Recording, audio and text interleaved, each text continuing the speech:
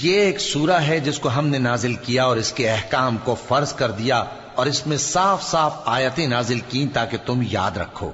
بدکاری کرنے والی عورت اور بدکاری کرنے والا مرد جب ان کی بدکاری ثابت ہو جائے تو دونوں میں سے ہر ایک کو 100 درے مارو،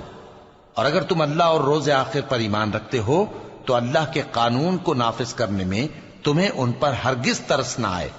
اور چاہیے کہ ان کی سزا کے وقت مسلمانوں کی ایک جماعت بھی موجود ہو۔ بدکار مرد تو بدکار یا مشرک عورت کے سوا کسی سے نکاح نہیں کرتا، اور بدکار عورت کو بھی بدکار یا مشرک مرد کے سوا اور کوئی نکاح میں نہیں لاتا، اور یہ یعنی بدکار عورت سے نکاح کرنا مومنوں پر حرام ہے۔ اور جو لوگ پرہیزگار عورتوں کو بدکاری کا عیب لگائیں اور اس پر 4 گواہ نہ لائیں